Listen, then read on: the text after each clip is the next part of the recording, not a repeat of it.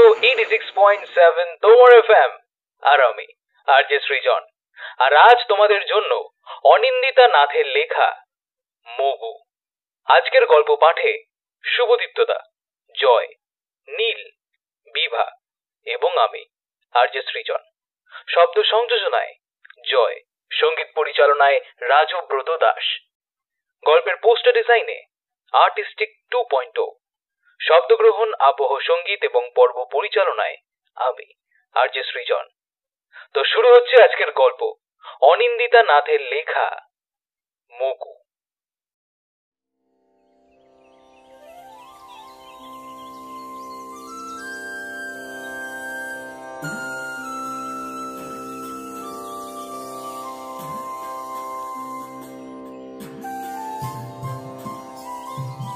পোস্ত দানার মতন বৃষ্টি পড়তে লাগলো।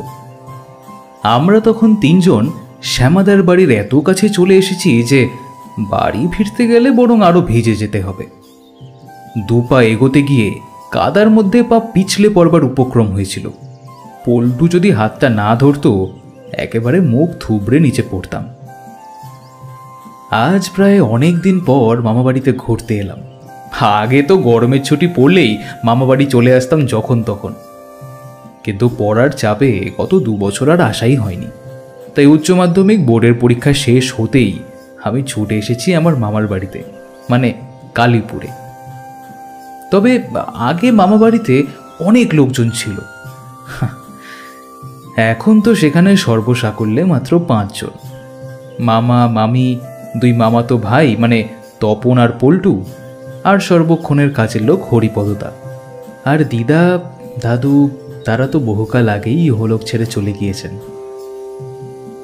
ছোট থেকে মামা বাড়ি আসার আরও একটা আকর্ষণ আছে আমার কাছে, আর সেটা হলো শ্যামা দাদু। সম্পর্কে উনি আমার মায়ের দূর সম্পর্কের কাকা, নাম শ্যামাপদ তালুকদার। আমরা সবাই অবশ্য তাকে শ্যামাদা বলেই ডাকি, যতই সে দাদু হোক আমাদের। মানুষটার জীবনে অফুরন্ত অভিজ্ঞতা। সেই সব অভিজ্ঞতা কিন্তু কোনো সাধারণ ঘটনা নয়।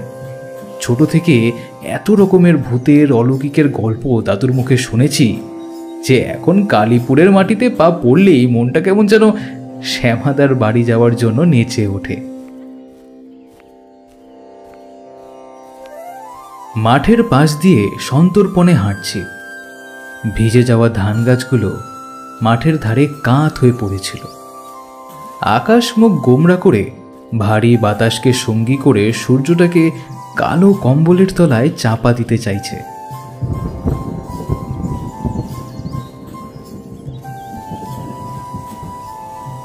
আমি হাঁটতে হাঁটতে একটু ক্লান্তই হয়ে পড়লাম। তপন বলল, সতু শহরের মানুষ, তাই এত কাদা জলে হাঁটার অভ্যেস নেই। এই বৃষ্টির মধ্যে আজকে না এলি পারতিস। জোরে শ্বাস নিয়ে বললাম, কত বছর পর আবার মানুষটাকে দেখব বলতো? আমার কোনো সমস্যা হচ্ছে না, চল চল এগিয়ে চল। পল্টু বলল, তোর মনে আছে শ্যামদা একবার বলেছিল তার নাকি একটা পোষা পিশাচ আছে? আজকে তার কথাটা একবার জিজ্ঞেস করে দেখব। আমি দাঁড়িয়ে পড়লাম। মনে পড়ল কালীপুরে একটা গুজব ছড়িয়ে আছে। আমি বললাম, হ্যাঁ ঠিক বলেছিস, গল্পের মাঝে মাঝেই ওর কথা একবার শ্যামাদাকে জিজ্ঞেস করে ফেলতে হবে। কি যেন নাম ছিল, মগু না কি একটা যেন নাম ছিল, তাই না? কথা থামিয়ে আবার হাঁটা শুরু করলাম। পল্টুর হাতে খাবারের টিফিন কৌটো, সেটাকে বুকের কাছে ধরে কাদা মাটিতে সাবধানে পা ফেলে এগোতে হচ্ছিল। আমি জিজ্ঞেস করলাম, এই পল্টু, এই কৌটোটাতে কি এনেছিস? পল্টু বলল, ওই মা একটু পোস্ত বানিয়েছিল, কলাইয়ের ডাল, পোস্ত আর একটু ভাত পাঠিয়ে দিল। মাই বলল রাতের বেলা মানুষটাকে তাহলে আর হাত পুড়িয়ে রাখতে হবে না। কথা বলতে বলতেই আমরা বাঁশের কঞ্চি দিয়ে বাঁধানো গেটের সামনে এসে দাঁড়ালাম। ঘরের দরজা এখন বন্ধ। যতদূর মনে পড়ে দিনের বেলা এ বাড়িতে কোনোদিন দরজা বন্ধ থাকে না। আমরা তিনজনের মুখের দিকে তাকালাম। বেলা তখন 3টে। গেটের বাইরে থেকে 2বার ডাকলাম, কিন্তু কোনো সাড়া পেলাম না। দুপুর হলেও মেঘলা হওয়ায় চারিদিক বেশ অন্ধকার। বেশ খানিকটা পথ হেঁটে এসে ক্লান্ত হয়ে দাওয়ায় বসে পড়লাম। পল্টু আর তপন বাড়ির এদিকে শ্যামাদাকে খুঁজছিল। তপন বলল, শ্যামাদা মনে হয় বাইরে গেছে, কি করবি? পল্টু বলল, আরেকটু অপেক্ষা করি, হাতে ধরে খাবার নিয়ে এলাম, ফেরত নিয়ে যাব না। ওর বাড়ির পেছনে ঝিঙের ঝোপের দিকে তপন আর পল্টু দাঁড়িয়ে। আমি জিজ্ঞেস করলাম, এই তপন, পল্টু, তোরা ওখানে কি করছিস? তপন বলল, দেখ না, সারা পায়ে কাদা লেগে আছে, পা ধোবো কিন্তু কুয়োর বালতিটা খুঁজে পাচ্ছি না। পল্টু কুয়োর মধ্যে ঝুঁকে দেখল বালতিটা জলের মধ্যেই পড়ে রয়েছে। ভাবলাম হাত পা একটু ধুয়ে তারপর ঘরে ঢুকবো।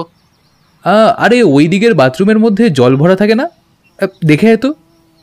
কল ঘরে গিয়ে ওরা দেখল 2 বালতি জল ভরা রয়েছে সেখানে। হাত পা ধুয়ে দাওয়ায় এসে বসল ওরা। হঠাৎ খুব জোরে বিদ্যুৎ চমকে উঠল, আর তখনই কুয়োর জলের ভেতর থেকে ভাঙা লোহার বালতিটা ছিটকে উঠোনে এসে পড়ে গেল। তারপর গোল গোল হয়ে ঘুরতে লাগলো সেটা। আমরা তো 3 জনেই পরিত্রাহী চিৎকার করে উঠলাম, সেই ক্ষণিকের মুহূর্তে আমার মনে হলো খুব দ্রুত বেগে ঝিঙের ঝোপ থেকে কিছু যেন বুকে হেঁটে ঘরের পেছন দিকে চলে গেল। অস্বাভাবিক কিছুর উপস্থিতি আমরা 3 জনেই টের পেয়েছি। তপন গলার স্বর খাটো করে বলল, ওটা কি ছিল? ছোট থেকে আমার একটু ভয় ডর কম। আমি কিছু না বলে ঘরের পেছন দিকে এগিয়ে গেলাম। পল্টু চিৎকার করে বলে উঠল, শতু, একা যাস না, আমরা আসছি, দাঁড়া। ঘরের পেছনের দিকে খেজুরের গাছ আর জংলি আগাছায় ভরা। খেজুর গাছের নিচে কিছু পড়ে রয়েছে। আমরা ভয়ে ভয়ে সেদিকে এগিয়ে যাব এমন সময় মনে হলো মাটির ওপর দিয়ে ভারী কোনো জিনিস কেউ যেন টেনে আনছে। পেছনে ফিরে দেখি লোহার সেই বালতিটা মাটির ওপর ঘষে ঘষে এগিয়ে চলেছে। মনে হচ্ছে ওর ছেঁড়া দড়ির অংশ ধরে অদৃশ্য কেউ টেনে নিয়ে চলেছে। বালতিটা এবার হাওয়ায় খানিক ভেসে উঠে আবার মাটিতে গড়াগড়ি খেতে লাগলো। তপন বলল, আর এক মুহূর্ত এখানে নয়, এভাবে শীঘ্রই চল, পালাই। আমরা আর কোনো কথা না বলে বেরোতে যাব, তখনই ঘরের ভেতর থেকে শ্যামাদার খুব খুব কাশির শব্দ ভেসে এলো।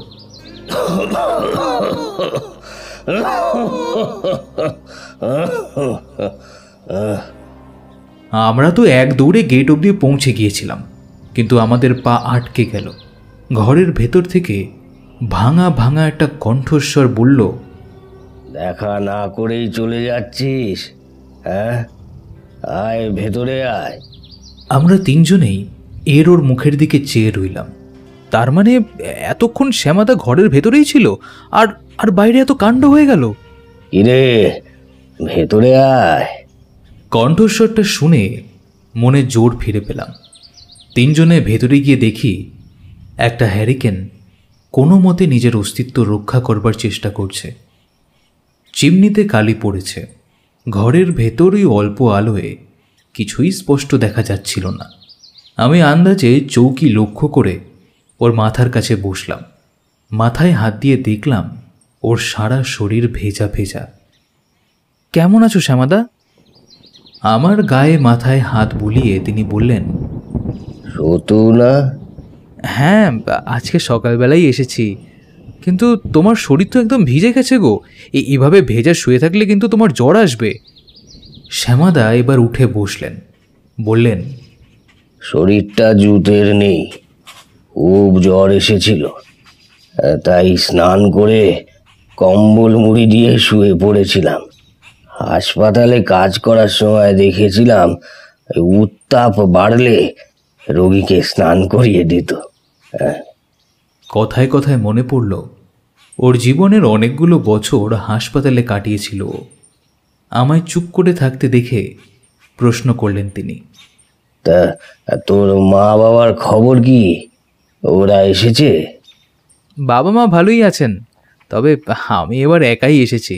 মাসখানেক থাকবো, তোমায় কিন্তু মাঝে মধ্যে খুব জ্বালাবো আমি। মুচকি হেসে ঘাড় নাড়লেন তিনি। তারপর বললেন, পল্টু, খাবার এনেছিস তো? পোস্ত আর কলাইয়ের ডাল কতদিন খাইনি। আমরা তিনজনেই এবার একটু অবাক হয়ে ওর মুখের দিকে তাকালাম। কিন্তু তুমি জানলে কি করে?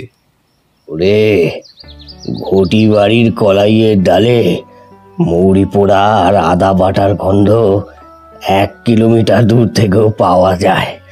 দে দে দে, শিগগিরি দে। পল্টু রানা খাবার পরম তৃপ্তিতে শেষ করে হাত মুখ ধুয়ে শ্যামাদা বললেন, শরীরটা ঠিক নেই। এই জ্বর, সর্দি, কাশি আর কিছুতেই যাচ্ছে না। তার মধ্যে এই অসময়ে বৃষ্টি। আজকে বরং তোরা ঘরেই বস। একটু তারপর থামলেন। আবার বললেন তিনি, এই তপন, এই স্টোভ ধরিয়ে একটু লাল চা করতো। আমি তাকে বাধা দিয়ে বললাম, আরে না না, এখন আর চা করতে হবে না, আমরা বাড়ি থেকে সব খেয়ে এসেছি, তোমাকে এইসব করতে হবে না এখন দাদা, আমরা শুধু তোমাকে একটু দেখতেই এসেছি গো। শ্যামাদা ফিক করে হেসে বললেন, আমায় দেখতে এসেছো না গল্প শুনতে এসেছো? হ্যাঁ? আমাদের তিনজনের মুখেই একটা চওড়া হাসি দেখা গেল। আমি বললাম, না না, সেরকম ব্যাপার নয়, তবে তোমার শরীরটা তো ভালো নেই আজকে, এখন এত কথা বলা তোমার একদমই ঠিক হবে না। থাক, আর জ্যাঠামো করতে হবে না। এমনিতে এই বুড়োর কাছে কেউ আসে না। ঘরে চুপচাপ বসে থেকে একেবারে পাগল হয়ে যাওয়ার অবস্থা হয়েছিল। তোরা এসেছিস বলে একটু ভালো লাগছে। তোরা একটু বস, আমি আসছি, দাঁড়া। দাদা বাইরে থেকে খানিকক্ষণ পরে ঘরে ঢুকে বললেন, কালকে পাশের বাড়ির থেকে বেশ ভালো জামরুল দিয়ে গেছে, বুঝলি? এই নে, খা খা তোরা। পল্টু বলল, শ্যামদা, আজ কিন্তু অন্য কোনো গল্প নয়। কালীপুরে সবাই বলা বলি করে যে তোমার কাছে নাকি একটা পোষা পিশাচ আছে, এটা কি সত্যি? শ্যামাদা এবার অট্ট হাসি হেসে উঠল। পোষা বিড়াল শুনেছি, পিশাচ আবার পোষা যায় নাকি? ও শ্যামাদা, বলো না গো, আরে সবাই যে বলে যে মগু পিশাচ নাকি, সেটা নাকি তোমার পোষা? শ্যামাদা বাইরের দিকে তাকিয়ে উদাস গলায় বললেন, মগু এককালে আমাদের মতোই মানুষ ছিল, কিন্তু...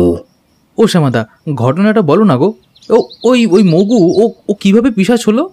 শ্যামাদা খানিকক্ষণ চুপ করে যেন নিজের মনের মধ্যেই সমস্ত ঘটনাটাকে সাজিয়ে গুছিয়ে নিচ্ছিল। আর কিছুক্ষণ আগে বাড়ির বাইরে যে অস্বাভাবিক ঘটনাগুলো ঘটেছিল সেগুলো আমরা বেমালুম ভুলে গিয়েছিলাম। দাদা গলা পরিষ্কার করে বলতে শুরু করলো, তোরা তো জানিস, জীবনের শুরুতে আমি নানা রকমের কাজ করেছি। একটা সময় হাসপাতালে ওয়ার্ড বয়ের কাজও করেছিলাম। গুরুদেবের সঙ্গে যখন আমার দেখা হয় তখন আমি হাসপাতালেই চাকরি করি। ওর পায়ে একটা ঘা হয়েছিল, কিছুতেই কমছিল না। সেটার চিকিৎসার জন্যই গুরুদেব সপ্তাহে একবার করে হাসপাতালে আসতেন। তখনই একদিন আমায় ডেকে জিজ্ঞাসা করলেন আমার নাম কি, বাড়ি কোথায়। আমার থেকে সমস্তটা জেনে আমাকে বললেন, একদিন আমার ওখানেও যেও, বিরামপুরে আমার আশ্রম। আমি তো যাব বলে দিয়েছিলাম, কিন্তু সত্যি সত্যি যে যাওয়ার ইচ্ছে জাগবে সেটা তখনও বুঝিনি। বন্ধু বান্ধবহীন মানুষ। একদিন ছুটির দিনে দুপুরে ঘুম থেকে উঠে খেয়াল বসেই ট্রেনে উঠে বসলাম। কি মনে হতে ব্যারাকপুরে নেমে খোঁজ করে ওর আশ্রম পৌঁছানোর জন্য একটা ভ্যান রিক্সায় উঠলাম। হ্যাঁ, প্রায় মিনিট 40 পথ আসার পর একটা মাঠের ধারে ভ্যান চালক দাঁড় করিয়ে বলল, নামেন দাদা, এইটাই সেই জায়গা। ভ্যান থেকে নেমে দেখি সামনের মাঠটায় মানুষ সমান উঁচু উঁচু আগাছা, তার মাঝখানে সরু পায়ে চলা পথ। সেদিকে তাকিয়ে ভ্যান চালককে প্রশ্ন করলাম, আচ্ছা, আশ্রম কোথায়? এ তো ফাঁকা মাঠ। পেছনে ফিরে দেখি ভ্যান চালক বেশ খানিক দূরে চলে গেছে। আমি ব্যস্ত হয়ে বললাম, ভাড়াটা? ও দাদা ঠাকুরের আশ্রমে দিয়ে দেন। আকাশের গায়ে তখন সূর্যের ক্ষীণ আলো লেগে আছে। জনমানবহীন রাস্তায় ভর সন্ধেতে একা দাঁড়িয়ে আছি। রাস্তা দিয়ে একটা লোককেও যেতে দেখলাম না। ফিরে যাব, কিন্তু স্টেশন অনেক দূর। অগত্যা রাস্তা পার হয়ে আশ্রমের দিকে যেতে লাগলাম। একটা বড় জঙ্গলি গাছ, তার পিছন দিয়েই মাঠের পথ। আমার ভাবনা চিন্তার মাঝে এই সন্ধে অনেক আগেই সরে গিয়ে রাতকে সঙ্গী করেছে। গাছটার সামনে দাঁড়িয়ে বিড়িটা ধরিয়ে দুটো টান দিয়ে আবার হাঁটতে শুরু করলাম। কিছু দূর এগোনোর পর মাঠের কোণের দিকে একটা গাছের পেছন দিকে গেলাম প্রকৃতির ডাকে সাড়া দিতে।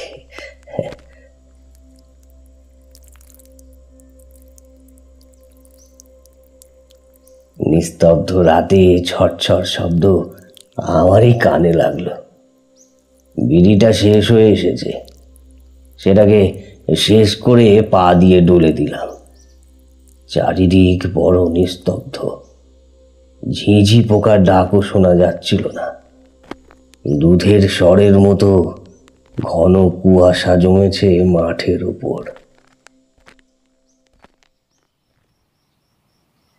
শ্যামাদা থামতেই আমি প্রশ্ন করলাম, বাড়ি ফিরলে কি করে শ্যামাদা? পল্টু পাশ থেকে বলে উঠল, আরে আগে আশ্রমে পৌঁছাক, তারপর তো ফেরা।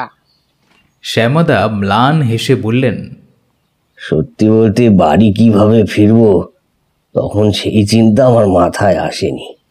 এক অমোঘ আকর্ষণে চলেছি। হাঁটছি তো হাঁটছি। কোথায় আশ্রম? সামনেও মাঠ, পেছনেও মাঠ। আকাশের দিকে একবার তাকিয়ে দেখি চাঁদ ওঠেনি। মনে পড়ল আজ অমাবস্যা। টর্চের আলো ফেলে ফেলে চলেছি। তখনই পেছন থেকে কেউ একজন বলল, সামলে চলো, বাঁ দিকে যে পুকুর। আমি চমকে গিয়ে পিছনে ফিরে দেখি ওই কেউ কোথাও নেই। মনের ভুল ভেবে এগোতে যাব, ওমা, সত্যি সত্যি দেখি বাঁদিকে একটা বড় পুকুর। কাক চক্ষু কালো টলটলে জলে পুকুর ভরে আছে। হালকা বাতাসে পুকুরের জলে খুব মৃদু আলোড়ন খেলে যাচ্ছে। আরো একটু এগিয়ে পাড়ে গিয়ে দাঁড়িয়ে জলের দিকে একদৃষ্টে তাকিয়ে আছি। এতক্ষণ খেয়াল করিনি। হঠাৎ খাবারের গন্ধ আর তার সাথে ধূপের গন্ধ মিলিয়ে নাকে এলো। আমার থেকে হাত 10 দূরে দেখি এক থালা খাবার পুকুর পাড়ে কেউ রেখে গেছে। আমি একটু অবাক হলাম। সন্ধেবেলা এরকম এক থালা খাবার কে রেখে যাবে? থালার পাশে একটা প্রদীপ আর ধূপকাঠি। তখনও আমি বুঝতে পারিনি ওটা কিসের খাবার। এগোতে যাব, আবার যেন পেছন থেকে কেউ বলল, ওদিকে যেও না, ওকে খেতে দাও। পেছন ফিরে কাউকে দেখতে পাবো না জেনেও পেছনে ফিরলাম। কেউ নেই। কিছুক্ষণ আগে টর্চের আলোয় স্পষ্ট দেখেছি পুকুর পাড় খালি। এখন দেখি সেখানে একজন বৃদ্ধা মহিলা ঘাড় গুজে বসে সেই খাবার খাচ্ছে। আমি পাথরের মতো দাঁড়িয়ে দেখছি। বৃদ্ধা খাবার শেষ করে আমার দিকে ফিরে তাকালো। হলদে টর্চের আলোয় স্পষ্ট দেখলাম কাপড় পরা সেই বৃদ্ধার মুখ বলতে কিছু নেই। মাথার সামনে শুধু একটা চোখ, তাও মানুষের চোখের প্রায় 10 গুণ বড়। চোখের নিচে একটা চেরা অংশ, সেখান থেকে সরু একটা জিভ বেরিয়ে আসছে। দুটো শীর্ণ হাত থালা থেকে খাবার তুলে দিতেই জিভ দিয়ে খাবারগুলো টেনে নিচ্ছে। হ্যাঁ, এই দৃশ্য দেখে ওখানেই আমার মাথা গেল ঘুরে। বুঝতে পারলাম ওই মহিলা জীবিত নয়, কেউ শ্রাদ্ধের খাবার দিয়ে গেছে। সেই প্রেত এসে সেই খাবার গ্রহণ করছে। মাঝখান থেকে আমি বাধা হয়ে দাঁড়িয়েছি। ভয়ে মানুষের শরীর ভারী হয়ে যায়। উঠতে গিয়ে পুকুরের ধারে আরো গড়িয়ে পড়লাম। হাতের তালু কিসে লেগে গিয়ে কেটে রক্ত বেরিয়ে এলো। পুকুরের জলে হাত ধুতে গেলে মনে হলো যেন যেন শত শত জীব হাতের তালুতে লেগে থাকা রক্ত চেটে নিচ্ছে। এক ঝটকায় আমি আমার হাতটা তুলে নিলাম। বৃদ্ধা তখন আর সেখানে বসেনি। পাকুড় গাছের দিকে তাকিয়ে মনে হলো খুব দ্রুত গতিতে কেউ ওই দিকে সরে গেল। আর কোনো দিকে না তাকিয়ে একেবারে সামনের দিকে দৌড় লাগালাম। হাঁফাতে হাঁফাতে দাঁড়ালাম আশ্রমের সামনে। আশ্রম বলতে অনেক বড় কিছু না, ছোট একটা বাড়ি, তার মাথায় টালির চাল। বাড়ির সামনে একটা মস্ত বট গাছ, তার বেদি বাঁধানো। একটা মিটমিটে আলো জ্বলছে গাছের নিচে। আশেপাশে কাউকে না দেখতে পেয়ে বাড়ির ভিতরে ঢুকতে যাব, ঠিক তখনই বট গাছের পেছন থেকে শব্দ ভেসে এলো, কোথায় যাচ্ছ? সারা রাস্তায় শহর আমায় অনুসরণ করেছিল। এবার বেশ বিরক্ত হয়ে গাছের পেছনে গিয়ে দেখি সেখানে একটা লোক বসে মনের আনন্দে পেয়ারায় কামড় বসাচ্ছে। আমার দিকে না তাকিয়ে বলল, ওদিকে কোথায় যাচ্ছ? লোকটার সারা গা থেকে দেশি মদের গন্ধ আসছে।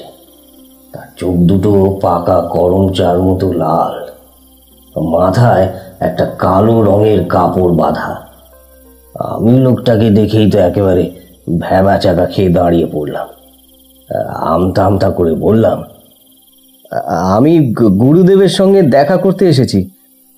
লোকটা সেইভাবেই বসে বলল, কুয়োতলায় জল ভরা আছে, হাত পা ধুয়ে নাও।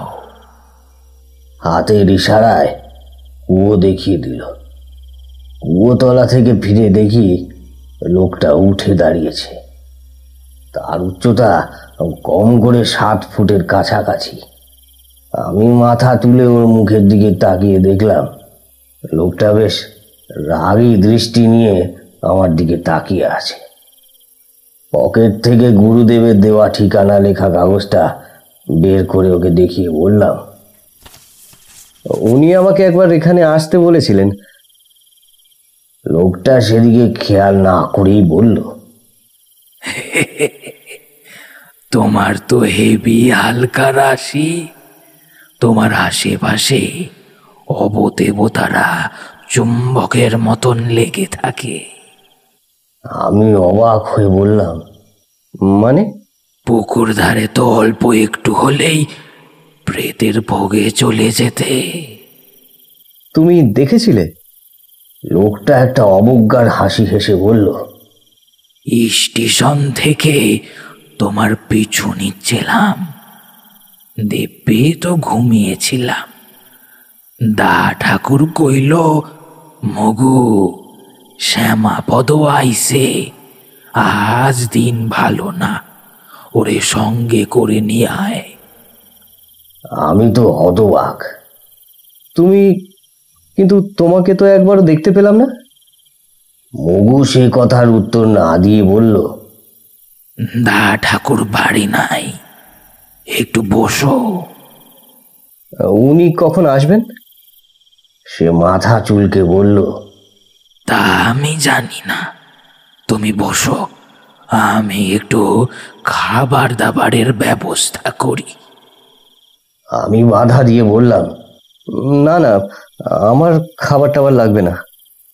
আকাশের দিকে তাকিয়ে মনে হলো রাত ভালোই হয়েছে। আমি ওকে বললাম, মগু পরে একদিন আসবো, আমায় স্টেশনে যেতে হবে। সে তাড়াতাড়ি আমার পথ আগলে দাঁড়িয়ে বলল, একদম এ কাজ করো না। দা ঠাকুর যখন আসতে বলেছে একটু বসো, আমি একবার গিয়ে খোঁজ নিয়ে আসি। আর কিছু না বলে আমায় বটতলায় বসিয়ে চলে গেল। মনে মনে ভাবছি কি বড় বিপদে পড়লাম, কেন মরতে এদিকে এলাম কে জানে। এখন তো একা ফেরারও সাহস নেই। প্রায় আধ ঘন্টা বসে আছি। ঠান্ডা হাওয়ায় চোখ বুজে এসেছিল। দূর থেকে শিয়ালের ডাকে আমার তন্দ্রা গেল ভেঙে। হঠাৎ দেখি একজন মহিলা আমার সামনে একটা ঢাকা দেওয়া থালা রাখল। ওর পেছনে মগু দাঁড়িয়ে। আমি বললাম, এসব কি? দা ঠাকুর এক্ষুনি আসবেন, ওদের বাড়িতে পুজো ছিল তো তো তোমার কথা বলতেই বললেন শ্যামাকে প্রসাদ দে, আমি আসছি, চিন্তা করো না, আমি কিন্তু ছুঁইনি। আমার ভুরু কুঁচকে গেল। কেন, ছুলে কি হতো? মগু ম্লান হেসে বলল, আমি তো চণ্ডাল। আমি উঠে দাঁড়িয়ে বললাম, আমি হাসপাতালে কাজ করি মগু। প্রতিদিন কেউ না কেউ মারা যান। মৃতদেহ বাড়ির লোকেদের হাতে তুলে দেওয়া থেকে মর্গের পাহারা দেওয়া, সব কাজ করতে হয়। মহিলা ততক্ষণে খাবার রেখে দিয়ে চলে গেছে। মগু বলল, দাদা খেয়ে নাও, খেয়ে নাও, খেয়ে নাও। আমি বললাম, খেতে পারি, তবে একটাই শর্তে, যদি তুমিও আমার থেকে খাও। সে তাড়াতাড়ি আমার থেকে 2 পা সরে গিয়ে বলল, না না, আমি তোমার পা থেকে খেতে পারবো না। আমি একমাত্র দা ঠাকুরেরই প্রসাদ খাই। ওখানে আমার জন্য প্রসাদ রাখা আছে, তুমি খেয়ে নাও, খেয়ে নাও, খেয়ে নাও চটপট।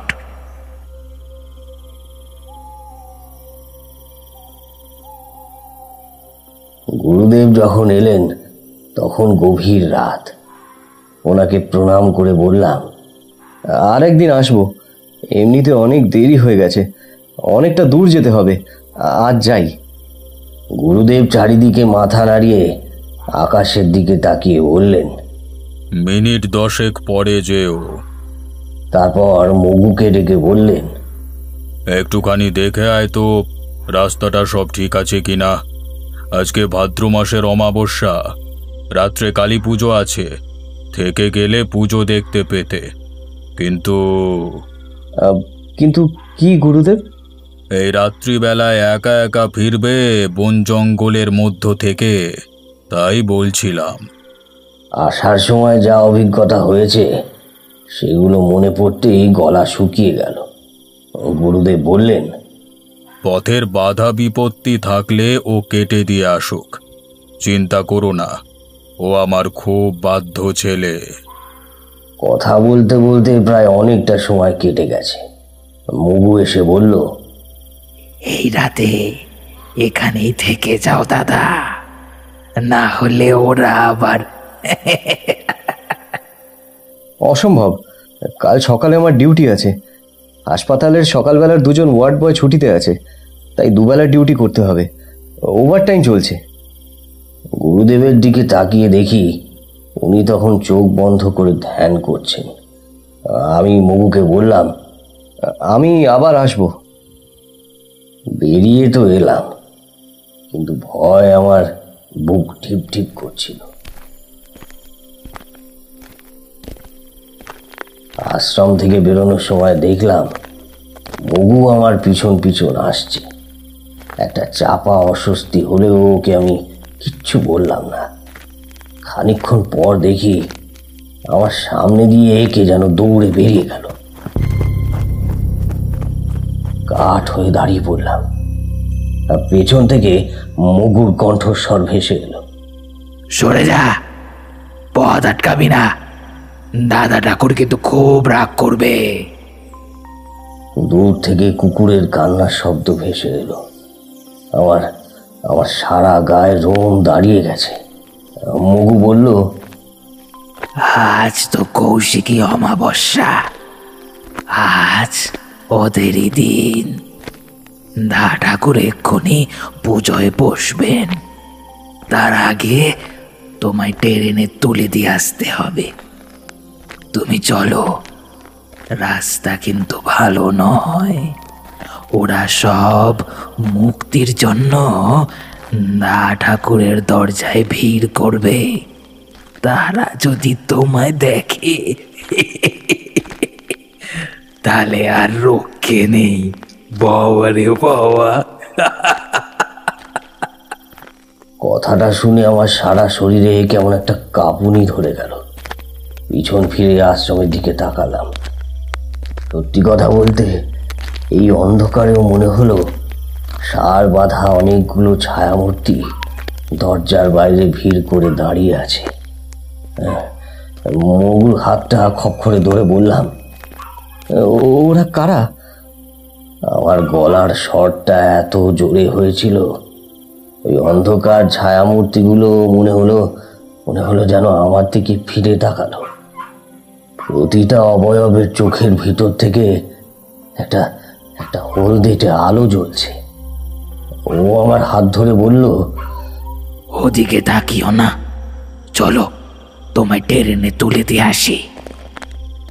আবার কুকুরের কান্নার শব্দ ভেসে এলো। আমার সারা শরীরটা ভারী হয়ে গেছে, নড়ার ক্ষমতাও নেই। মগু আবার পেছন ফিরে বলল, এই এই, দাদা ঠাকুর যদি জানতে পারে তোদের কিন্তু আর রক্ষে নেই। অন্ধকার থেকে অপার্থিব কণ্ঠস্বর ভেসে এলো, আমাদের কাছে চলে আয় মগু, তুইও আমাদের মতোই একজন। কেন ওই দেহের মধ্যে আটকে রয়েছিস? সে দাঁত কিরমির করে বলল, সেসব নিয়ে তোদের ভাবতে হবে না, যা যা কাজ কর গিয়ে নিজের। বাতাসে ভর করে অট্টহাসি ভেসে আসে। মনে মনে ভাবছি, এ কোন অপার্থিব লোকে এসে পড়লাম। দিব্যি ছুটির দিনে শুয়ে বসে কাটাতাম, কেন যে এলাম? হাঁটতে হাঁটতে কখন যে বড় রাস্তায় এসে পড়েছি খেয়াল নেই। দাঁড়িয়ে আছি কিন্তু অটোর দেখা নেই। মগুর মুখের দিকে তাকিয়ে অসহায় ভাবে বললাম, একটা অটো রিক্সা কিছুই তো আসছে না, কিভাবে যে স্টেশন যাব? আগেই তো বলেছিলাম দাদা, আজকের দিনটা আশ্রমেই থেকে যাও।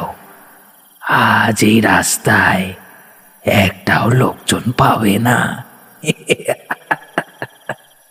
কি যেন চিন্তা করে ও বলল, আচ্ছা দাঁড়াও, আমি দেখি। তুমি চিন্তা করো না, আমি তো আছি। বলে আমাকে একটা গাছের তলায় দাঁড় করিয়ে দিয়ে অন্ধকারে কোথায় মিলিয়ে গেল। তখন বয়সটা অল্প ছিল, আর কিছুক্ষণ আগে দেখা এইসব স্মৃতির ভারে আমার সারা শরীরে শিথিল ভাব এসে জুড়েছে। একবার ভাবছি আশ্রমে ফিরে যাই, কিন্তু আশ্রমের বাইরে দাঁড়ানো ছায়ামূর্তিগুলোর কথা মনে পড়তেই আর ওখানে ফেরার সাহস পেলাম না। কিছুক্ষণ পর দেখি একটা ভ্যান রিক্সা এসে দাঁড়ালো। ভ্যান চালক আমাকে বলল, চলেন। আশেপাশে তাকিয়ে মগুকে দেখতে পেলাম না। ভ্যান চালক আবার তাড়া দিল, তাড়াতাড়ি উঠে আসেন, লাস্ট ট্রেন পেয়ে যাবেন। অন্ধকারে ভ্যান চালককে স্পষ্ট দেখা যাচ্ছিল না। প্যাডেল ঘোরানোর ক্যাঁচ ক্যাঁচ শব্দ হচ্ছে। অন্ধকার থেকে গুরুদেবের কণ্ঠস্বর যেন বললেন, পৌঁছে দিয়ে ফিরে আসবি, মনে থাকে যেন, আর ভুলেও ওই কাজটা করবি না। কোন কাজ? কি সব হচ্ছে আমি সবে আর কিছুই ভাবতে পারলাম না। জড়ো সড়ো হয়ে ভ্যানের ওপর বসে রইলাম। অন্ধকারে রাস্তা ডুবে যাচ্ছে, আলোর কোনো চিহ্ন পর্যন্ত নেই। টর্চটা জ্বালিয়ে রাস্তার দিকে একবার ফেললাম। রাস্তাটা একেবারে খানাখন্দে ভরা, কিন্তু ভ্যান একদম সমানভাবে যাচ্ছে, একটু লাফাচ্ছে না। ভ্যান চালক একটা বর্ষাতি গায়ে দিয়ে ভ্যান চালাচ্ছে। ভয়টা কমানোর জন্য তাকে জিজ্ঞাসা করলাম, দাদা কটা বাজে? ভ্যান চালক কোনো উত্তর না দিয়ে ভ্যান চালিয়ে গেল। আমি আবার জিজ্ঞাসা করলাম, ও দাদা, কটা বাজে একটু বলবেন? আমার কাছেও তো ঘড়ি নেই।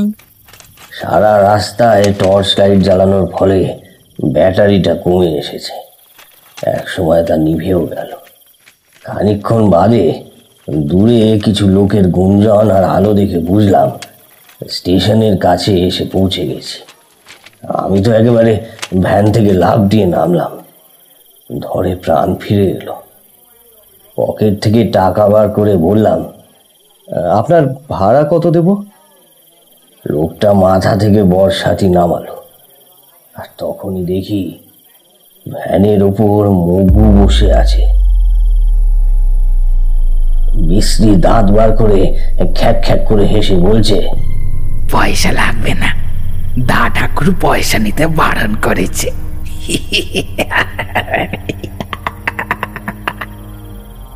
আমি তো পড়েই যাচ্ছিলাম। তার মানে সারা রাস্তা গলার স্বর বদলে ও আমাকে ভয় দেখালো। কোনো মতে লেভেল ক্রসিং ধরে দাঁড়িয়ে পড়লাম। আমার মনে হলো চোখের সামনে থেকে অন্ধকারে ভ্যান সমেত মগু যেন মিলিয়ে গেল।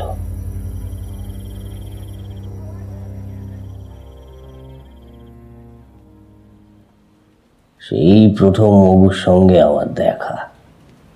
তারপর থেকে ওর সাথে যতবার দেখা হয়েছে, যত রকম ঘটনা ঘটেছে, ওর খুনসুটি আমার প্রাণ নিতে শুধু বাকি রেখেছে। হ্যাঁ। শ্যামাদা থামলে তপন বলল, এইটুকু ঘটনা, আর কিছু নেই? উনি একটা দীর্ঘশ্বাস ফেলে বললেন, আরে তো সবে শুরু। এর পরের ঘটনাগুলো এবার শোন। দিন 15 পর আমি আবার দিনের বেলায় বেশ তিথি নক্ষত্র দেখে আশ্রমে উপস্থিত হলাম। আশ্রমের বাইরে কেউ ছিল না। মগু নেই দেখে বেশ আশ্বস্ত হলাম। আমি ঢুকবো কি বাইরে অপেক্ষা করব এই ভাবছি, তখনই ভেতর থেকে শব্দ এলো, এসো শ্যামাপদ, ভেতরে এসো। আমি ভেতরে ঢুকেই দেখি গুরুদেব সেই একইভাবে নিজের আসনে ধ্যানে বসে আছেন, চোখ বন্ধ। আমি মেঝেতে পাতা মাদুরে গিয়ে বসলাম। আমায় দেখে চোখ খুলে মিটিমিটি হেসে বললেন, সেদিনও তোমার সঙ্গে যা করেছে সেগুলো সব আমায় এসে বলেছে। ও বড় বদমাইশ, কিছুতেই কথা শুনতে চায় না, কিন্তু মনের দিক থেকে বড় ভালো।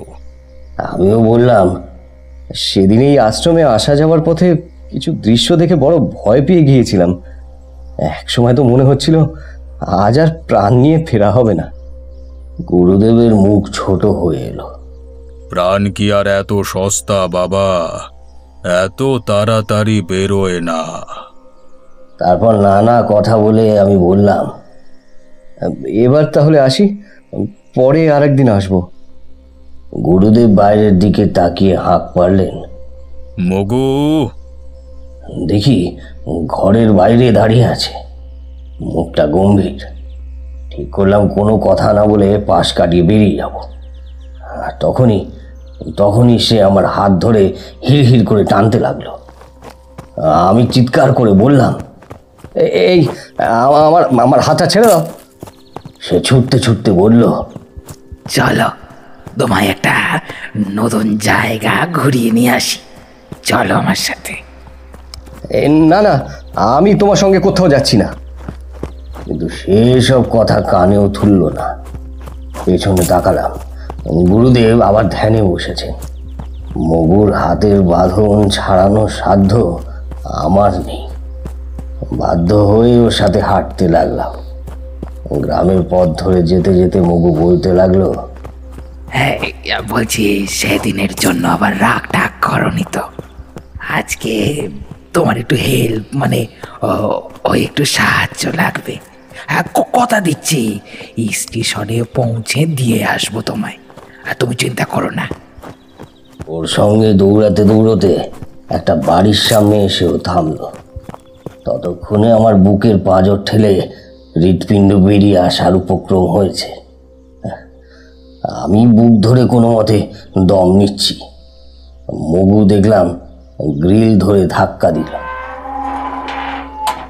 এক বৃদ্ধা এসে দরজা খুলে দিয়ে বলল, সে সে তোমার পথ চেয়ে বসে আছে, শীঘ্রই ভেতরে যাও।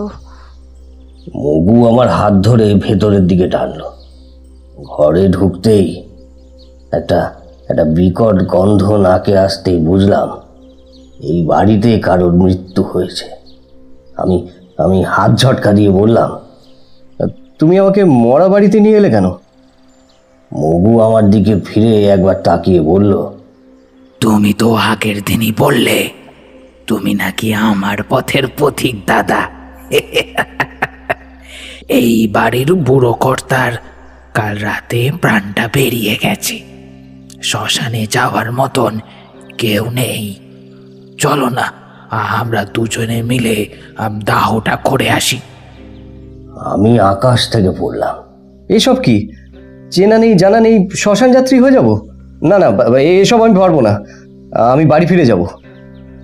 মগু বলল, তোমায় ভরসা করে নিয়ে এলাম, একা মোরা কি এইভাবে নিয়ে যাওয়া যায় বলো দেখি? আরে আমি যদি না আসতাম তাহলে? মগু আবার বৃষ্টি হাসি দিয়ে বলল, আমি তো রাত থেকেই জানি তুমি আজকে আসবে। গুরুদেব তো বললেন কাল সকালে তোমার সঙ্গে গিয়ে দাহ কাজটা সেরে আসতে। আমি তো হতবাক। কি জানি লোকটা সত্যি কথা বলে না এটা ওর কোনো বদমাইশি। একটু বিরক্ত হয়েই বললাম, এখন দাহ করতে গেলে কত সময় লাগবে জানো? এই বুড়ো কর্তা কাল রাত থেকেই এখানে পড়ে আছে। আমি রাত ভর পাহারা দিয়েছি। আর অপেক্ষা করা যাবে না। এইবার না শরীরটা ফুলে উঠেছে। ঘরের মধ্যে উকি দিয়ে দেখি রোগা শীর্ণ বৃদ্ধের শরীরটা মেঝের ওপর পড়ে আছে। ওর মুখটা ঈষৎ হাঁ করে খোলা। ঘরের আশেপাশে বৃদ্ধাকে আর দেখতে পেলাম না। আমি ওকে বললাম, আরে দুজনে মিলে কিভাবে যাব? অন্তত 4 জন তো লাগবে। আরো 2 জনকে খবর দাও। খ্যাক খ্যাক করে বৃষ্টি শব্দে হেসে বলল,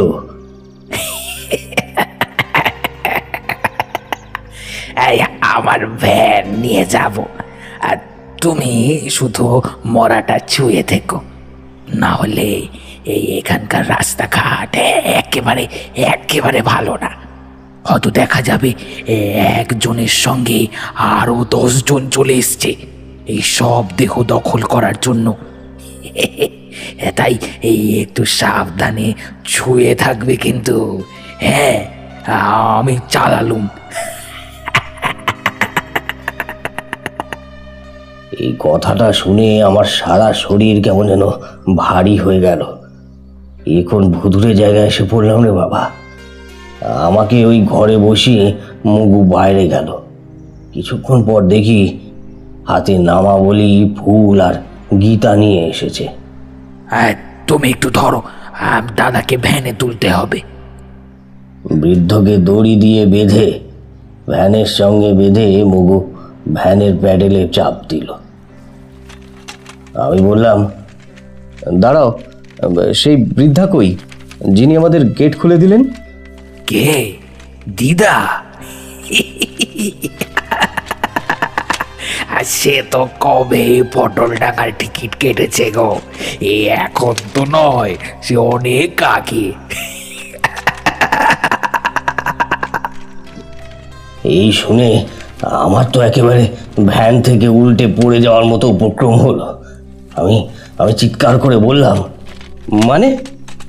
মগু ভ্যান থামিয়ে আকাশের দিকে একবার তাকিয়ে বলল, যে কোনো সময় বৃষ্টি পড়তে পারে। যেতে যেতে সব খুলে বলছি তোমায়। তা হলো কি, কাল রাত তখন ওই 11টা হবে।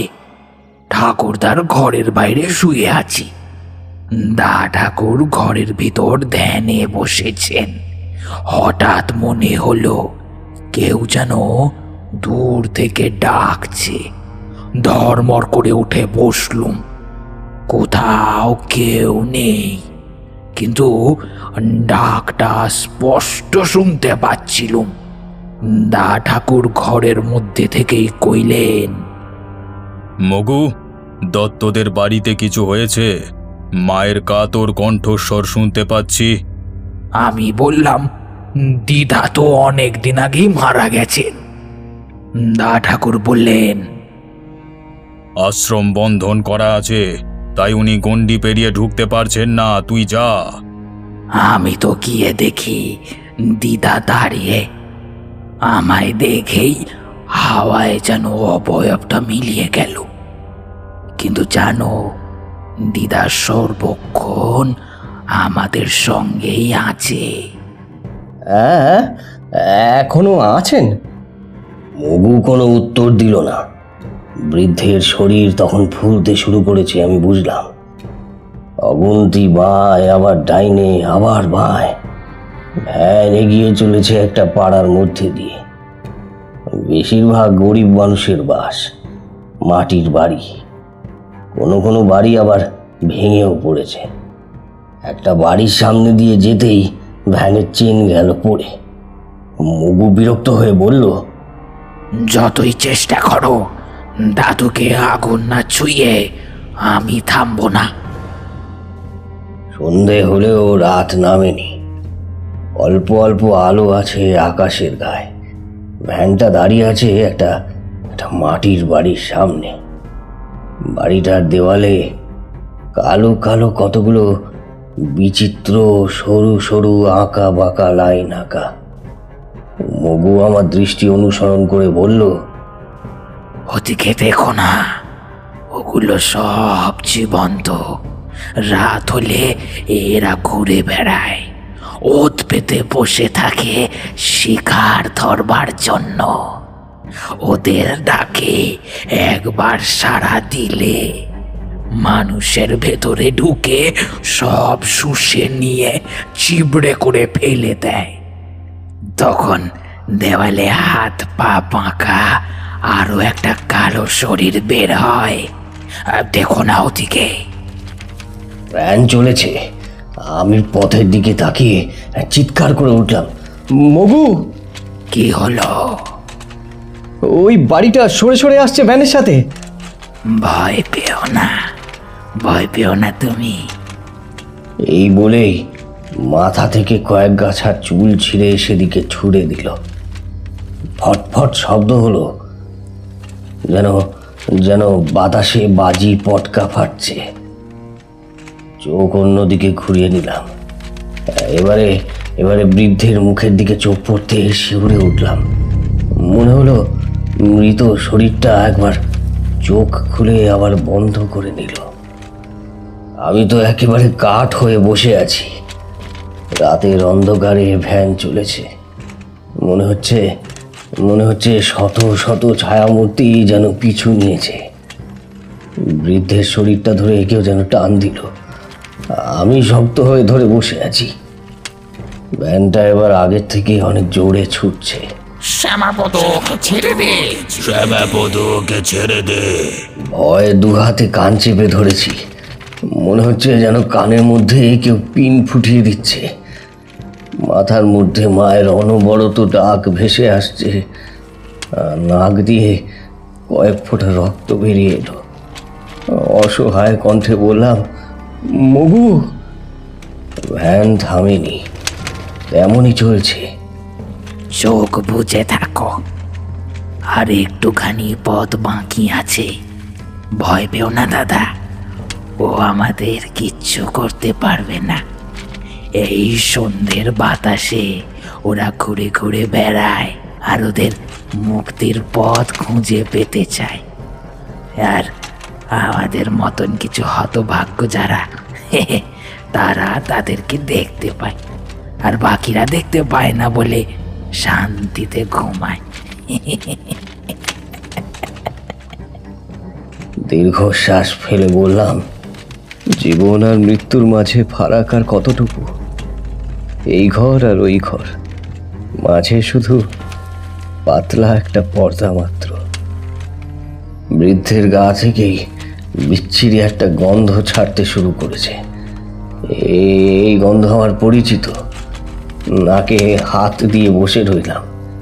মগু একবার পেছনে ফিরে আমায় দেখে বলল, কাল রাতে দাদুর বাড়ি গিয়ে দেখি দাদু খাটের ওপর থেকে পড়ে গিয়ে মাটিতে পড়ে রয়েছেন। খুব কষ্ট হলো গো, বেশ অনেকক্ষণ কাঁদলুম আমি। কি আর করব, জানো তো ছেলেবেলায় দাদুর বাড়িতে আমি খুব যেতাম। যেদিন মা ভাত রান্না করতো না, সেদিন দাদু আমায় খেতে দিত। আমরা নিচু জাত বলে অন্য বাড়ির কেউ কোনো বাড়ির লোকেরা ঢুকতে দিত না গো। কিন্তু দিদা দাদু আমাকে কখনো দূরে দূরে রাখেনি, খুব ভালোবাসতো আমায়। মগুকে প্রশ্ন করলাম, বৃদ্ধাকে দেখে আমি বুঝতে পারিনি উনি মৃত। তুমি কিভাবে বুঝতে পারো কে জীবিত আর কে মৃত? দা ঠাকুরের পায়ের কাছে পড়ে থাকতে থাকতে একটু ক্ষমতা তো হয়েছে। আর আমি তো আবার জাতের চণ্ডাল। ওকে বলেছি মরার পরেও তোমার সঙ্গেই থাকবো আমি। উনি কি বলেছেন? মগু আর সে কথার কোনো উত্তর দেয় না। এত কাণ্ড করে শ্মশানে যখন পৌঁছালাম তখন গভীর রাত।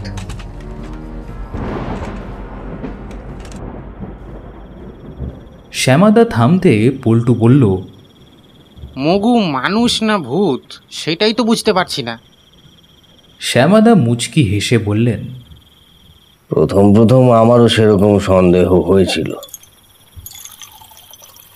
কুঁচো থেকে জল গড়িয়ে শ্যামাদা খেলেন, তারপর আবার বললেন, সেই প্রসঙ্গেই আসছি, একটু অপেক্ষা কর। শ্মশানে আরো কিছু ঘটেছিল, সেটা আগে শোন। মগু একাই চিতা গোছাতে লাগলো। হাসপাতালে এসব দেখে দেখে তখন আর আমার এসব দেখলে আলাদা করে কোনো অনুভূতি হতো না। একটা বিড়ি ধরিয়ে একটা গাছের নিচে বসে ধীরে ধীরে বিড়ি টানছি। দেখলাম বৃদ্ধের শরীরটাকে পাঁজা কোলা করে চিতায় শুইয়ে আগুন ধরিয়ে দিল। চরচর করে কাঠ ফাটার শব্দ আসছিল। মগু আমার থেকে একটু তফাতে বসে বলল, আজ তোমার বাড়ি ফিরে কাজ নাই। ওর কথাটা শুনেই মনে পড়ল, এতক্ষণ এইসব কাজের মধ্যে এত বিভোর হয়েছিলাম যে বাড়ি যাওয়ার কথা মাথা থেকে একেবারে বেরিয়ে গিয়েছিল। আশপাশ দেখে একেবারে হতভম্ব হয়ে বসে পড়লাম। রাস্তাঘাট একেবারেই অচেনা। মগু ছাড়া এই শ্মশানের ভেতর থেকে বেরোনোর কোনো উপায় নেই। বসে বসে ভাবছি, দুদিন এলাম আর দুদিন একই বিপদে পড়লাম। আর কোনোদিন গুরুদেবের আশ্রমে আসবো না। মগু বাঁশ দিয়ে মরার চিতা ঠেলতে ঠেলতে বলল, এত সহজ না গো দাদা, আসতে তোমায় হবেই। আগে থেকেই সব কিছু বাধা আছে। আমি ওর কথা আর বেশি গা করলাম না। প্রথম দিন থেকে ও যেমন ভেলকি দেখিয়ে গেছে, বুঝলাম এটাতেই ওর সবচেয়ে বেশি আনন্দ। কিছুক্ষণ পর পেছনে ফিরে এক দৃষ্টে আমার দিকে তাকিয়ে রয়েছে। আমার পাশে এসে বসলো, হাত বাড়িয়ে একটা মাদুলি দিয়ে বলল, এই নাও, এইটা না তোমার পকেটে রাখো। এটা খুব জরুরি একটা জিনিস, রেখে দাও। আমি কিছু না বলে সেটা পকেটে রেখে দিলাম। তারপর আমার থেকে একটা বিড়ি চেয়ে নিয়ে বলল, দেখো তো পেছন দিকে তাকিয়ে কিছু দেখতে পাও কিনা। কথাটার মধ্যে কিছু একটা ছিল। আমার সারা শরীর কেমন কেমন যেন ভয় শক্ত হয়ে এলো। ধীরে ধীরে ঘাড় ফিরিয়ে দেখি আমার থেকে ঠিক 2 হাত দূরে 4 পায়ে একটা প্রাণী জ্বলন্ত দুটো চোখ নিয়ে আমার দিকে তাকিয়ে আছে। গলা থেকে একটা অস্ফুট আর্তনাদ বেরিয়ে এলো। মগু, ওটা কি? ও আমার হাতটা শক্ত করে ধরে বলল, গোকরু, নরকের থেকে উঠে আসা নিকৃষ্ট মানের প্রেত। এদের জীবন মৃত্যু কিচ্ছু নেই। দুলোকের মাঝখানে ওরা করতে থাকে। জীবিত বা মৃত 2 ধরনের মানুষের শরীর ওদের বড় প্রিয়। আমার গলার স্বর বন্ধ হয়ে আসার উপক্রম হয়ে এলো। মগু ফিসফিসিয়ে বলল, এখান থেকে একটু নড়ো না, ও খাবারের সন্ধানে এসেছে।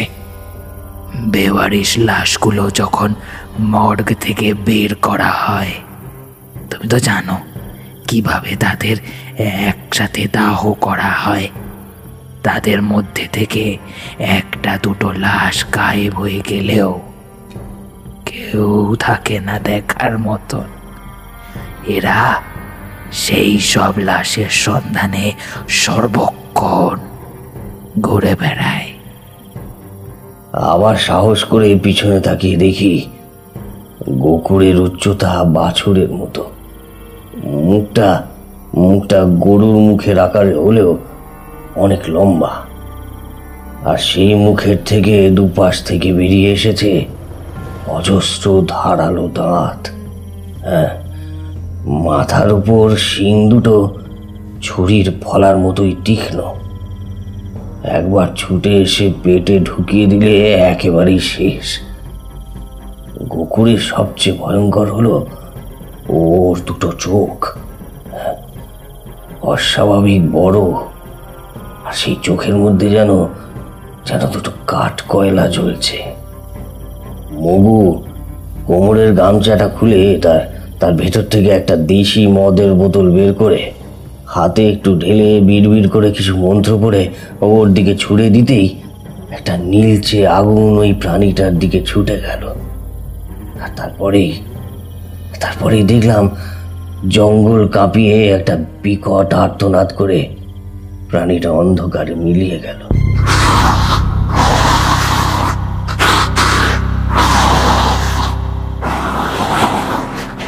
সারাদিন কিছু খাওয়া দাওয়া হয়নি, শরীর এমনি ক্লান্ত ছিল।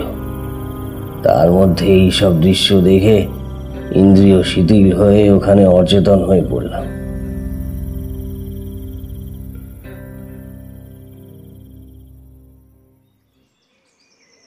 চোখ খুলল গুরুদেবের আশ্রমে। চোখ খুলে উঠে দেখি গুরুদেব ম্লান মুখে তাকিয়ে আছেন। আমার দিকে তাকিয়ে হাতটা টেনে নিয়ে হাতের বাজুতে একটা মাদুলি বেঁধে দিয়ে বললেন, শ্যামাপদ, এই মাদুলিটা কোনো দিন কাজ ছাড়া করবি না।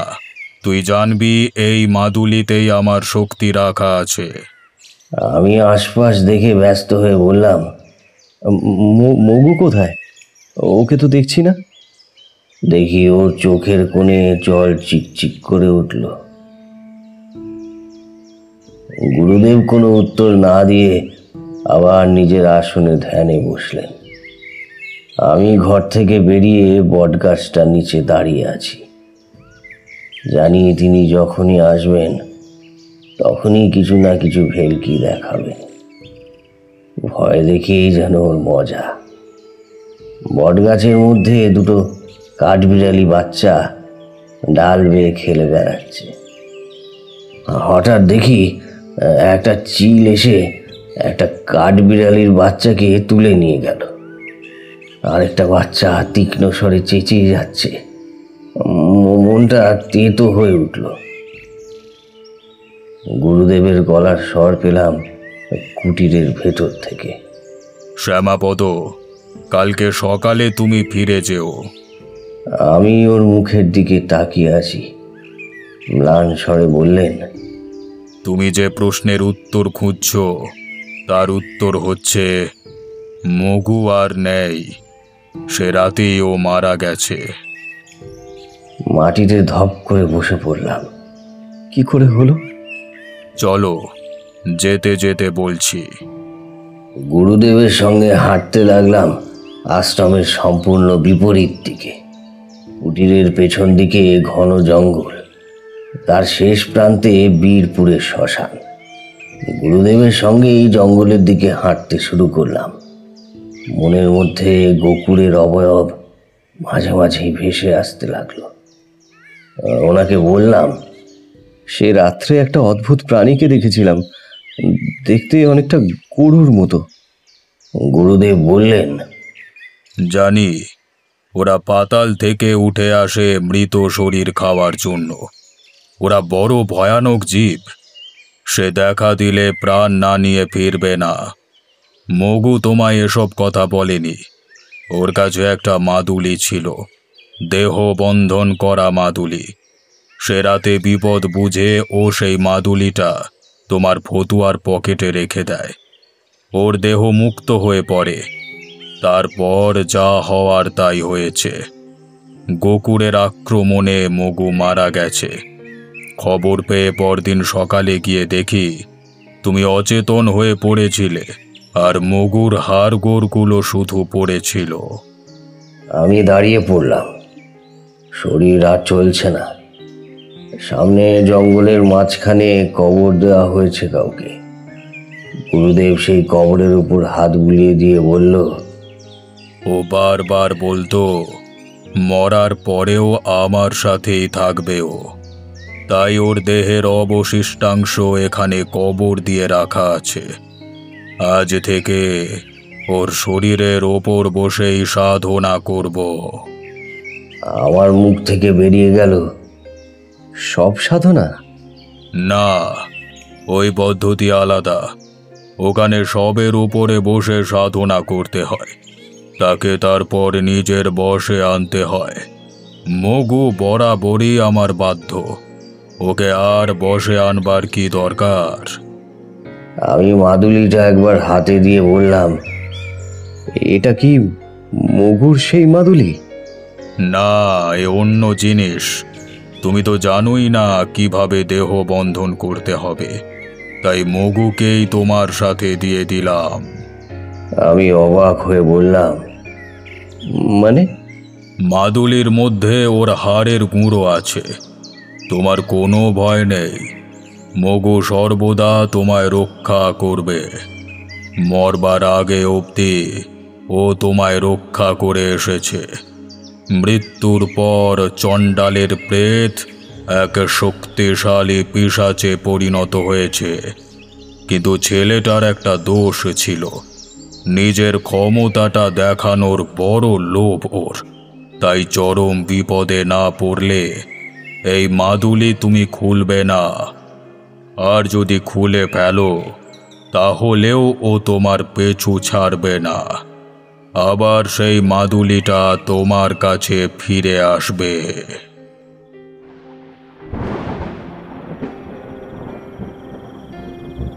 পল্টু, তপন আর আমি হাঁ করে শ্যামাদার কথা গিলছিলাম। আমি প্রশ্ন করলাম, শ্যামাদা, ওই মাদুলিটা আছে? শ্যামাদা ফতুয়াটা সামান্য উঁচু করে দেখিয়ে বললেন, এই দেখ, কতবার হারিয়ে ফেলেছি, কিছুদিন পর আবার ফিরে পেয়েছি। মানে? এই তো সপ্তাহখানেক আগে স্নান করতে গিয়ে মাদুলিটা কুয়োয় পড়ে গেল। মনটা খুব খারাপ। গুরুদেব আর সশরীরে নেই। মাদুলি কোথায় পাবো? একদিন মাঝরাতে হঠাৎ করে দরজার বাইরে কারোর কণ্ঠস্বর শুনতে পেলাম। আমার নাম ধরে খুব ধীরে ধীরে কেউ যেন ডাকছে। কোনো মতে বাইরে এসে দেখি গুরুদেব দাওয়ায় বসে আছেন। ভাবলাম জ্বরের ঘোরে হয়তো ভুল দেখছি। গুরুদেব তো দেহ রেখেছেন বহুদিন আগে। আমি দরজা ধরেই ওখানে দাঁড়িয়ে আছি। আমায় কাছে বসতে বললেন। তারপর বেড়ার গেটের দিকে তাকিয়ে হাত নেড়ে কাউকে আসতে নির্দেশ দিলেন। একটা কালো অবয়ব গুটি গুটি পায়ে ভেতরে ঢুকতেই আমার সারা শরীর কেঁপে উঠল। গুরুদেব চোখের ইশারায় আমায় ভয় পেতে বারণ করলেন। তারপর একটা মাদুলি নিয়ে আমার হাতে দিয়ে আমার হাতে বেঁধে দিলেন। দেখি দেখি সেই মাদুলিটাই, যেটা কুয়োর মধ্যে পড়ে গিয়েছিল। পল্টু বলল, এই মাদুলিটা যদি আমরা পরে নিই কি হবে? একটা জিনিস দেখবি, দাঁড়া। বলেই শ্যামাদা হ্যারিকেনটা ফু দিয়ে নিভিয়ে দিল। সন্ধ্যের অন্ধকার অনেকক্ষণ আগেই নেমে এসেছে। চাঁদের আলোয় ছোট্ট উঠোনটা ভেসে যাচ্ছে। দূরের ঝিঙে গাছগুলোর দিকে তাকিয়ে আবার সারা শরীরটা কেমন যেন কেঁপে উঠল। উনি দুর্বল শরীরটা নিয়ে ঘর থেকে বেরিয়ে উঠোনের মাঝখানে এসে দাঁড়ালেন। আমাদেরকে বললেন, তোরা আমার ছায়ার দিকে লক্ষ্য কর। আমরা দেখলাম শ্যামাদার ছায়ার সঙ্গে গা মিশিয়ে একটা অতিকায় ছায়া দাঁড়িয়ে রয়েছে। পল্টু চিৎকার করে বলে উঠল, একটা মানুষের দুটো ছায়া হয় নাকি? শ্যামাদা উঠোন থেকে ঘরে এসে বসলেন। হয় না তো জানি, তাই তো তোদের দেখালাম। সত্যি কথা বলতে আজকে এই আলো ছায়ার মধ্যে দাদাকে দেখে একটু ভয়ই লাগছিল। তপনকে কানে কানে বললাম, এই তপন, বাড়ি চল, আমার ভালো লাগছে না, ভয় করছে এবার। পল্টুর মনের মধ্যে একই রকম ভয় কাজ করছিল। আমি আবার বললাম, শ্যামাদা, আজকে আসি বুঝলে, পরে একদিন আবার আসবো। আমরা যখন বেরোচ্ছি তখন শ্যামাদা যেন পেছন থেকে বলল, ভয় পাস না, কোনো ভয় নেই, ও কারোর ক্ষতি করে না।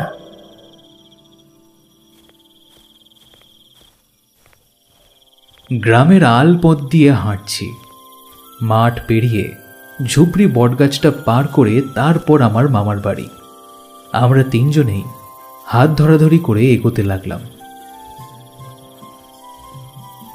মাঠে দেখলাম অনেক লোকজন হাট থেকে ফিরছে। লোক দেখে আমার বুকে যেন একটু বল আসলো। আমরা তিনজনেই জড়সড় ভাবটাকে কাটিয়ে ধীরে ধীরে হাঁটতে লাগলাম মামাবাড়ির দিকে। বটগাছটার পাশে এসেই মনে হলো দূর থেকে কেউ যেন আমাদের নাম ধরে ডাকছে। এই তপন, আরে এই পল্টু, দাঁড়া দাঁড়া। গলার স্বরটা আমাদের খুব চেনা। দেখি শ্যামাদা ডাকছে। ভালো করে তাকিয়ে দেখলাম হাটের দিক থেকে আসছেন তিনি। আমরা তিনজনেই বেশ অবাক হয়ে পথের মাঝখানে দাঁড়িয়ে পড়লাম। আমাদের কাছে এসে দাঁড়াতেই দেখি ওর হাতে বাজারের একটা ব্যাগ। তিনজনেই বেশ অবাক। প্রশ্ন করলাম, এ কি, এই অল্প সময়ের মধ্যে তুমি আবার কোথায় গিয়েছিলে? হ্যাঁ, অল্প কি রে, পাক্কা 2 ঘন্টা লাগলো। বক্সিগঞ্জের হাট কত দূর বলতো? কি বলছো তুমি? হ্যাঁ, মানে? এই কদিন বিছানা ছেড়ে উঠতে পর্যন্ত পারিনি, তাই ভাবলাম হাটে গিয়ে একটু বাজার করে নিয়ে আসি। আমাদের তিনজনেরই শরীরটা টলছে। আমাদের মুখ চোখের অবস্থা দেখে শ্যামাদা প্রশ্ন করল, কি কি হয়েছে, অমন করছিস কেন? আমরা তো কিছুক্ষণ আগেই তোমার বাড়ি থেকে গল্প শুনে এলাম গো। শ্যামাদা কি বুঝলো কে জানে। চল চল, আমার বাড়ি চল, ওখানে গিয়ে কথা বলবো, আয়। আমি এবার বলে উঠলাম, না না না, আমি আর তোমার বাড়ি যাব না, আর কোনোদিনই তোমার বাড়ি যাব না। আর তুমি মজা করছো না তো আমাদের সাথে? এইমাত্র তোমার সঙ্গে এতক্ষণ গল্প গুজব করে আসলাম। পল্টু বাড়ি থেকে কলাইয়ের ডাল, পোস্ত এইসব নিয়ে এলো, তুমি তৃপ্তি করে তো খেলে। কি কি বলছো তুমি এইসব? শ্যামাদার মুখ থেকে একটা দীর্ঘশ্বাস বেরিয়ে আসে।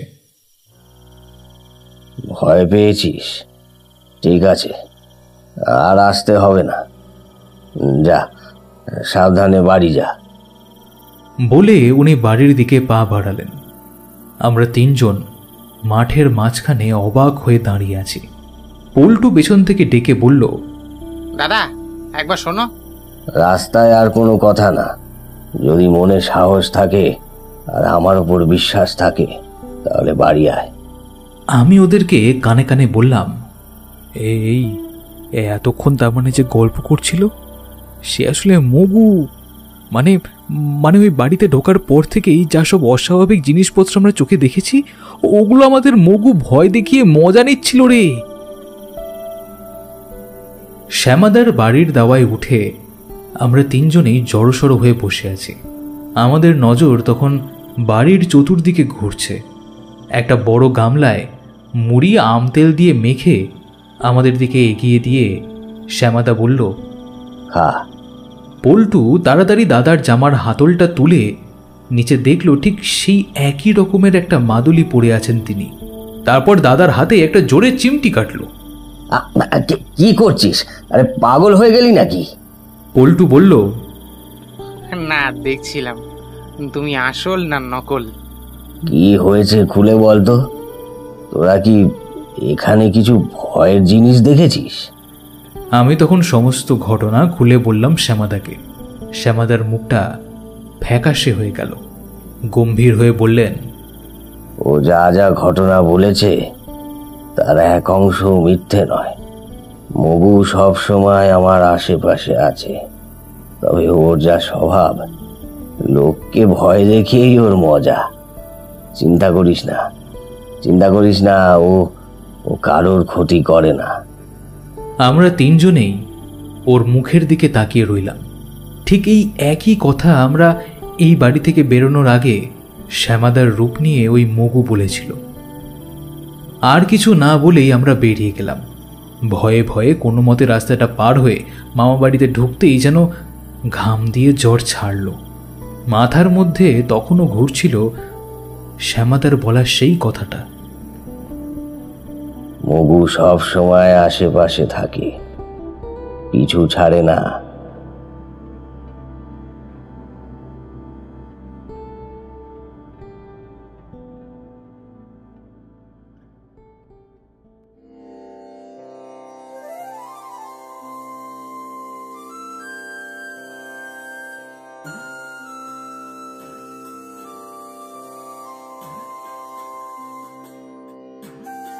শুনছিলে আজকের গল্প অনিন্দিতা নাথের লেখা মগু। আজকের গল্প পাঠে ছিল শুভদীপ্তদা, জয়, নীল, বিভা এবং আমি আরজে সৃজন। শব্দ সংযোজনায় জয়, সঙ্গীত পরিচালনায় রাজু ব্রত দাস। গল্পের পোস্টার ডিজাইনে ছিল আর্টিস্টিক 2.0। শব্দগ্রহণ, আবহ সঙ্গীত এবং পর্ব পরিচালনায় আমি আরজে সৃজন। তো কেমন লাগলো আজকের গল্প কমেন্ট করতে পারো, কিংবা আমাদের ফেসবুক বা ইনস্টাগ্রামও জানাতে পারো। আমার ফেসবুক আইডি এসডি সৃজন আর ইনস্টাগ্রাম হচ্ছে এসডি সৃজন 620। তো ভালো থেকো, ভালো রেখো, আর আমি আরজে সৃজন সাইনিং অফ।